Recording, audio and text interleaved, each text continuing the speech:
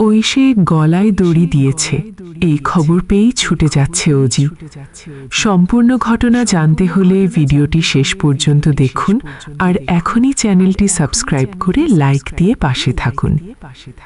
জয়ের ভাটা সিরিয়ালের আজকের পর্বে দেখা যাচ্ছে আবেগ, নাটকীয়তা আর ভুল বোঝাবুঝিতে ভরা এক চরম পরিস্থিতি। পর্বের শুরুতেই দেখা যায় ঐশী ঘরের ভেতরে আইসক্রিম খেতে খেতে অদ্ভুতভাবে চুপচাপ বসে আছে। তার চোখে এক ধরনের অস্থিরতা, মুখে যেন চাপা রাগ আর কষ্ট।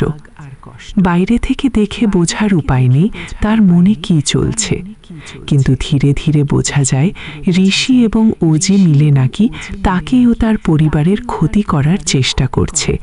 এই ধারণা তার মাথায় গেঁথে গেছে। ঐশীর ভেতরের এই মানসিক চাপ যেন ধীরে ধীরে বাড়তে থাকে। সে এক পর্যায়ে ঘরের দরজা বন্ধ করে দেয়। এরপর হঠাৎ করেই এমন এক নাটকীয় পরিস্থিতি তৈরি হয় যা সবাইকে চমকে দেয়। কিছুক্ষণের মধ্যেই দেখা যায় গলায় দড়ি দেওয়ার জন্য একটি ব্যবস্থা তৈরি করেছে ঐশী। তার চোখে জল, চারপাশে নিস্তব্ধতা। কিন্তু ঠিক তখনই তার মনে হয়, আমি এটা কি করছি? এই দ্বন্দ্বে সে থমকে যায়।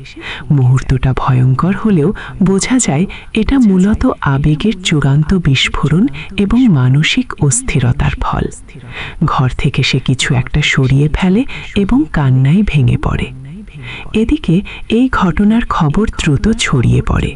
খেয়া তড়ি ঘড়ি করে ফোন করে অজিকে, জানায়, দিদিভাই গলায় দড়ি দিতে যাচ্ছিল, আমরা খুব টেনশনে আছি।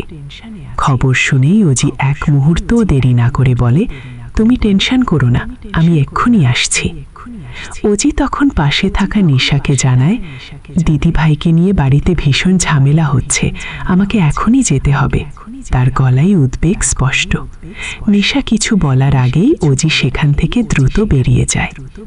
অন্যদিকে ঐশীর ঘরে খেয়া আর কয়েকজন দৌড়ে আসে। তারা দেখে পরিস্থিতি স্বাভাবিক হলেও ঐশী ভেঙে পড়েছে। খেয়া বারবার তাকে শান্ত করার চেষ্টা করে।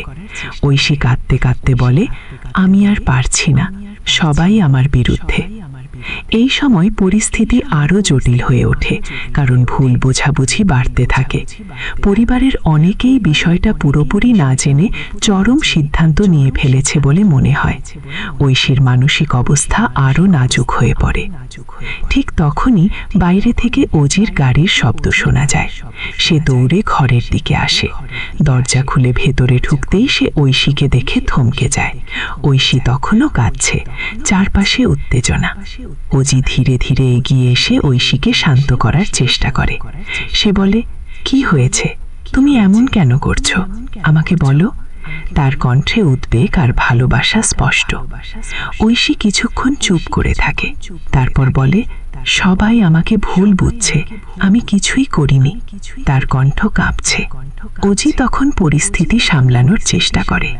সে খেয়া ও অন্যদের দিকে তাকিয়ে বলে, আগে সবাই শান্ত হও, আমরা আগে পুরো বিষয়টা বুঝি, তারপর সিদ্ধান্ত নেব। পর্বের শেষ দিকে দেখা যায় অজি ঐশীর পাশে বসে আছে।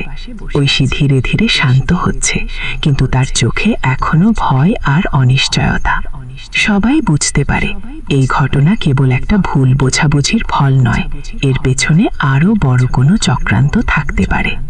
তো বন্ধুরা, ঐশী কি সত্যিই নিজেকে শেষ করে দিতে চেয়েছিল, নাকি এটা ছিল গভীর মানসিক চাপের এক মুহূর্ত? আর এই ঘটনার পেছনে আসল সত্যটাই বাকি? কমেন্টে জানাতে ভুলবেন না। ভিডিওটি ভালো লাগলে লাইক করুন এবং এমন আরও আপডেট পেতে এখনই আমাদের চ্যানেলটি সাবস্ক্রাইব করুন। ধন্যবাদ।